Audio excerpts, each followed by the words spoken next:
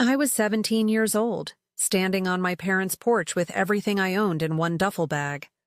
My mother stood in the doorway, arms crossed, lips curled. "You'll come crawling back in a month," she said. Maybe less. I didn't. 8 years later, those same parents walked into my office building. Not to apologize. To ask for money. $30,000 to be exact. Plus a cosign. Plus monthly payments they called family support. They sat in my waiting room like clients. Hands out, smiles thin.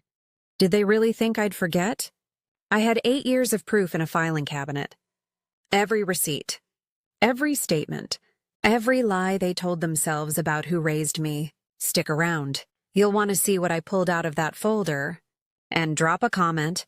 Where are you watching from? And what time is it there? Let me take you back to the night it all started. I grew up invisible. My younger brother was the golden child.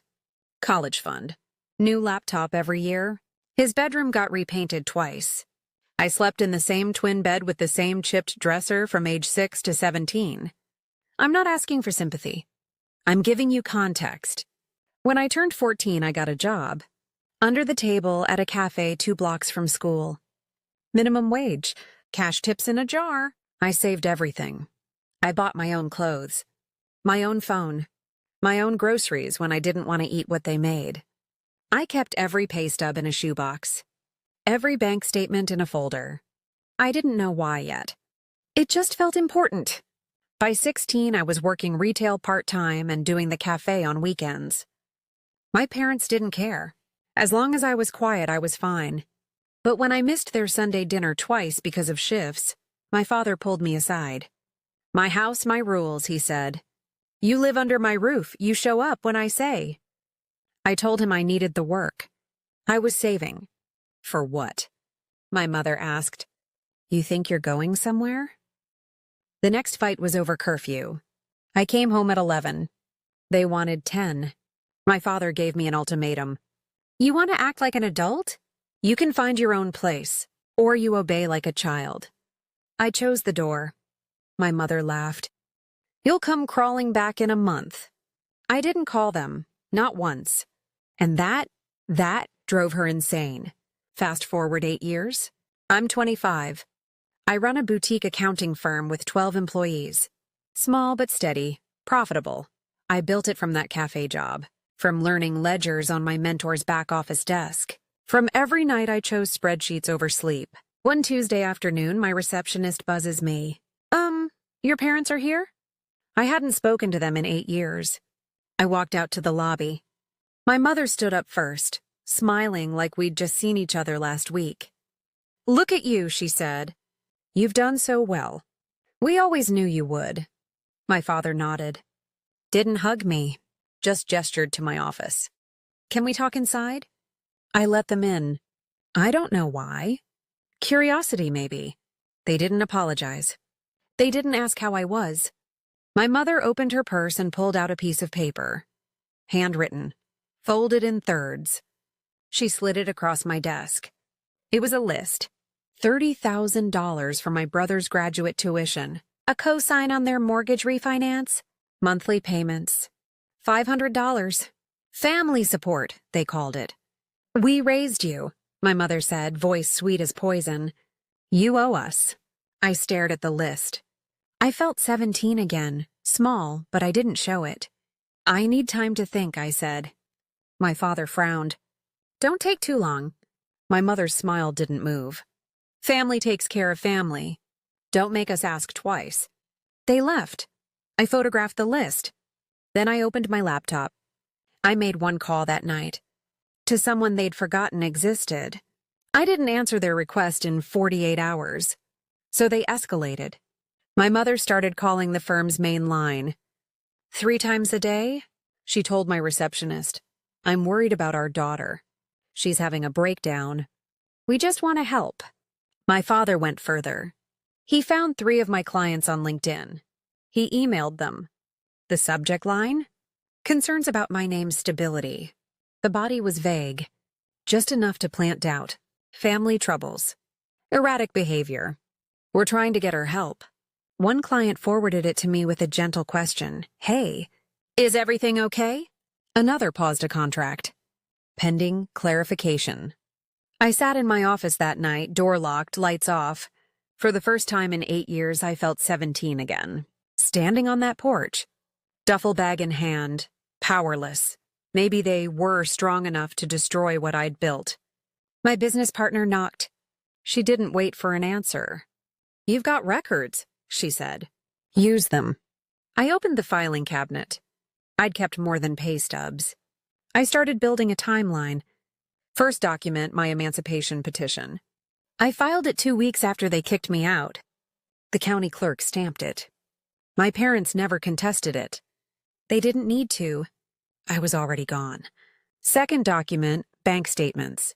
From age 14 to 18, every account in my name. Every deposit. Every withdrawal. Not $1 from them.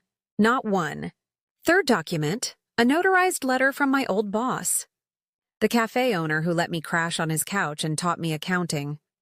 It stated in plain language that I paid him market rate rent from age 17 onward, that I received no financial support from my parents during that time, that I was, for all practical purposes, self-sufficient. I scanned everything.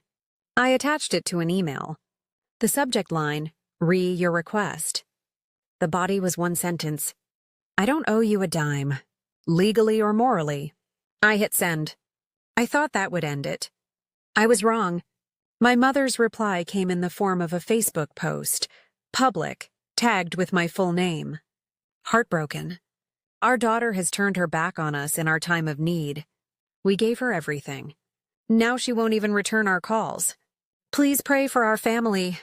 The post went semi-viral in our hometown network. 60 shares in 2 days. Friends from high school messaged me. What's going on? Are your parents okay? My father sent a different kind of message. A letter from a lawyer, small-time, local guy, threatening to sue me for emotional damages and reimbursement for years of care and expenses. The claim was flimsy, practically laughable, but it was public, and it was scary. Then my brother texted. We hadn't spoken in 5 years. A long, winding guilt trip. They sacrificed everything for us. How can you be so cold? What happened to you? 2 more clients reached out, quietly, politely. Just checking in. We saw some things online. I could feel it. The smear campaign was working. They were betting I'd pay just to make it stop. $30,000 to bury the noise. To keep my reputation clean. I stared at the court notice. 30 days to respond or settle. I could have written a check. Instead, I made 3 calls. A lawyer, a private investigator, and my accountant. The private investigator was a former client. Owed me a favor. She ran a background check on my parents.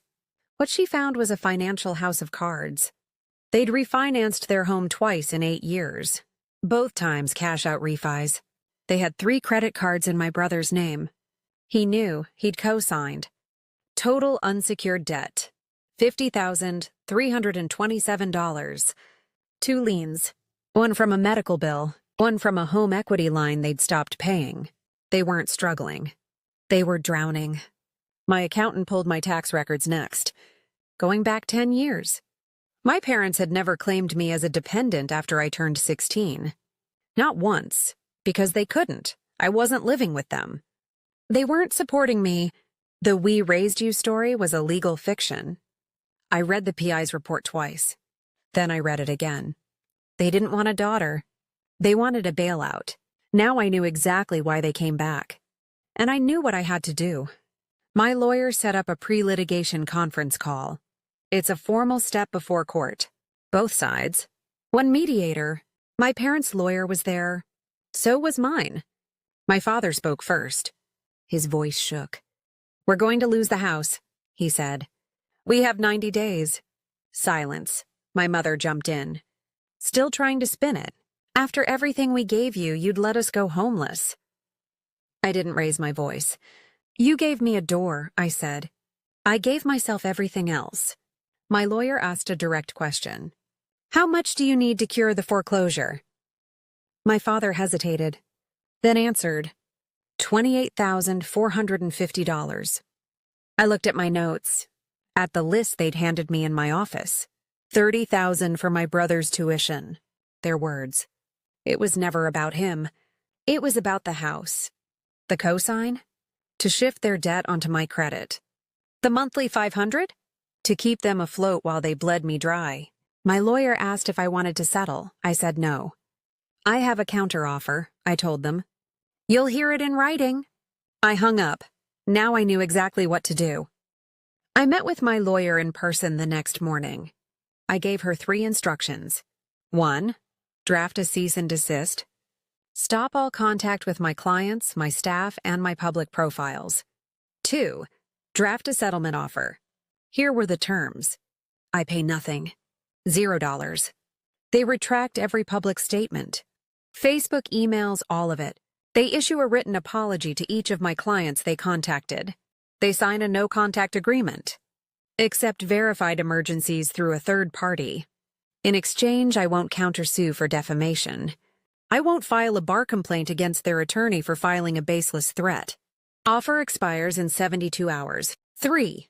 I drafted a letter to my extended family. Calm, factual, no drama. Just dates and documents.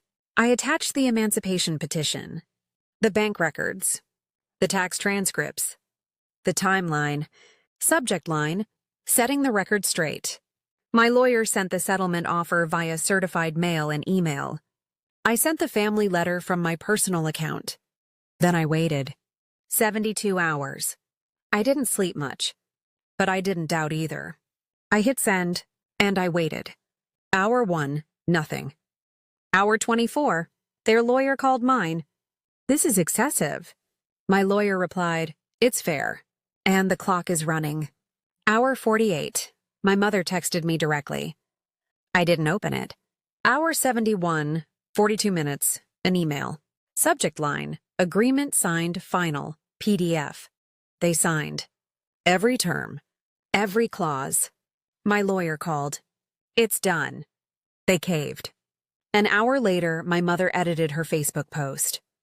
The new version was short, lawyer approved. We apologize for any confusion regarding our daughter. This was a private family misunderstanding and has been resolved. We wish her well. Comments were disabled. She sent individual emails to the 3 clients my father had contacted. I apologize for my previous message. There is no issue with my name's professional conduct. The matter has been resolved. One client replied to me within minutes. Thank you for the clarity. We're staying with you. In fact, we'd like to expand the contract. Another simply wrote, we admire how you handled that. My brother sent a text, just one line. I didn't know you had all that. I didn't reply. My business partner printed the signed settlement agreement. She framed it. It hangs in my office, small, private, a reminder. The smear campaign collapsed under the weight of paperwork. No courtroom drama. No shouting match. Just documents. And boundaries. It was over. Not with a bang. With a signature. I exhaled for the first time in 30 days. They kept the house. For a while. That wasn't my problem anymore. 6 months later. My parents lost the house anyway. They couldn't sustain the payments. Even without paying me, the math didn't work. They moved to a smaller apartment across town. Downsized. Quiet. My brother deferred grad school. He got a job. Something entry-level. I heard all this through one cousin, the only family member who stayed neutral. I didn't engage. I didn't gloat. I didn't even feel relief. Just distance. The no-contact agreement held. Still does. My firm kept growing. We hired 2 more people that year. Won a local small business award. A regional magazine did a feature. They asked about my origin story. I kept it vague. I started young. I learned to save. I had good mentors. I didn't mention my parents. They didn't earn a line in my story. I started something new around that time. A small mentorship fund for teenagers aging out of foster care or leaving unstable homes. The first recipient was a 17-year-old girl who reminded me of myself. Determined, quiet, already working 2 jobs. I gave her a laptop, a bookkeeping course, and 3 months of coaching. She sent me a thank you card. It's on my desk, right next to the framed agreement. I went to therapy too. That helped more than I expected. I wasn't grieving the parents I had. I was grieving the ones I needed. The ones who never existed. My therapist said that's normal. It still hurt. But I don't regret the boundary. I regret that it was necessary. There's a difference. One email from my mother sits in my spam folder, unopened. I saw the subject line, please. I left it there. I don't owe my past a blank check. Not financially. Not emotionally. I protected what I built. I documented what matters. And I never let someone else's emergency become my identity. If you've ever had to set a hard boundary with family, I want to hear from you. What did it cost you? And what did it save? Drop your story in the comments. I read them. And if this one hit home, subscribe. There's more where this came from. One last thing. This story is a fictionalized dramatization for educational and entertainment purposes. It is not legal or financial advice. If you're facing something similar, talk to a licensed professional in your area. Thank you for watching. And remember, you don't owe your past a blank check.